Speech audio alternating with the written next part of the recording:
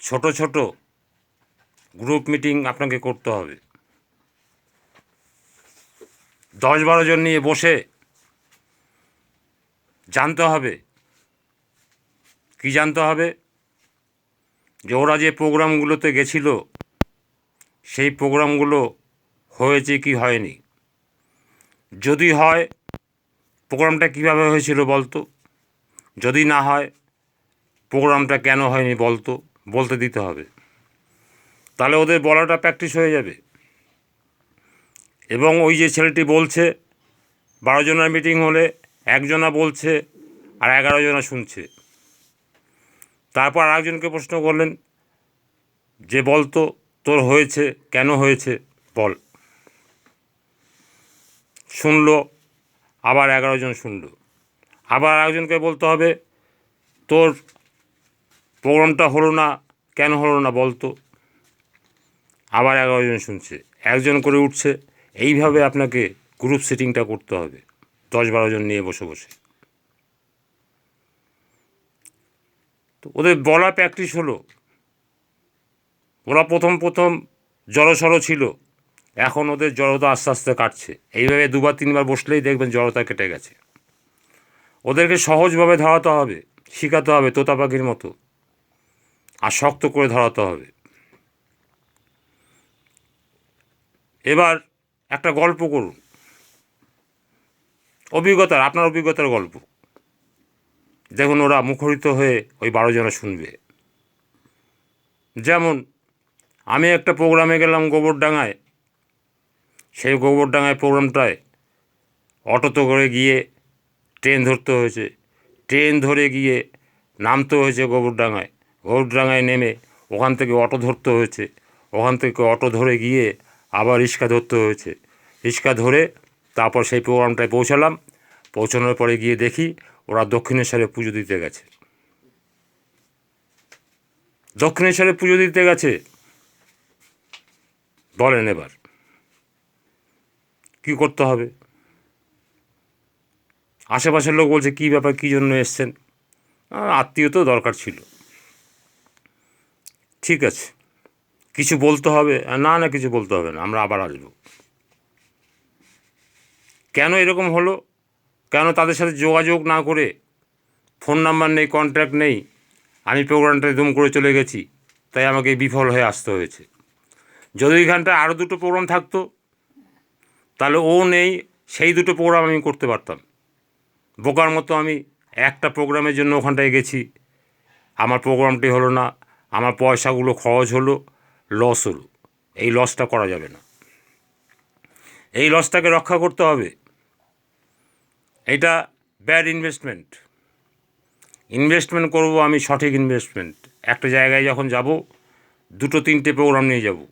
একটা নতুন জুনিয়রকে যখন আমি নিয়ে বেরোবো 2-3টে প্রোগ্রাম নিয়ে বেরোবো। প্রথম অবস্থায় 2-3টে প্রোগ্রাম ছাড়া জুনিয়রটার সাথে যাওয়া যাবে না।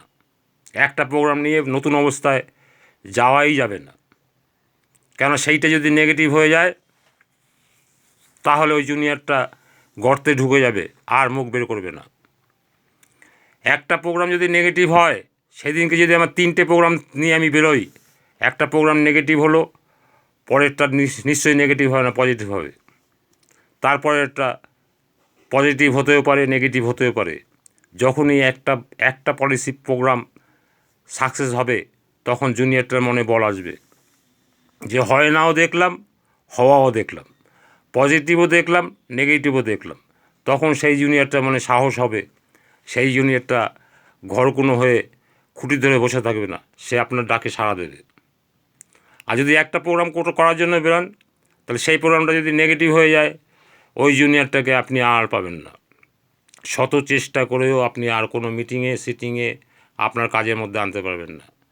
তাই প্রথম অবস্থায় 2-3টে প্রোগ্রাম করার জন্য রেডি হয়ে বেরোতে হয়, শিখিয়ে বুঝিয়ে নিয়ে বেরোতে হয়। ওইখানটায় গিয়ে ও প্রোগ্রামে গিয়ে ফ্যাল করে মেয়েদের দিকে তাকাচ্ছে, আর ওই পার্টি ভাবছে এই আপদগুলো ঢুকেছে, আমার মেয়েটা শান্তিতে ঘরে থাকতে পারছে না, আমার মেয়েটা অতিষ্ঠ হচ্ছে, কত সময় আপদগুলো যাবে। তাই সিনিয়রের দিকে তাকিয়ে থাকতে হবে, এদিক ওদিক কোথাও তাকানো যাবে না, মন দিয়ে প্রোগ্রাম শুনতে হবে, তবেই প্রোগ্রাম সাকসেস হবে। অন্যথায় প্রোগ্রাম সাকসেস হবে না।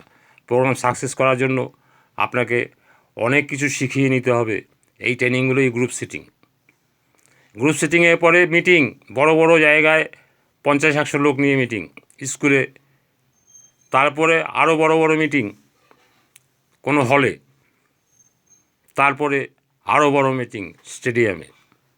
এইভাবে করে করে আপনাকে দিনের পর দিন চড়াই করে জুনিয়রদের পার করে নিতে হবে, তবে আপনি সাকসেস লিডার।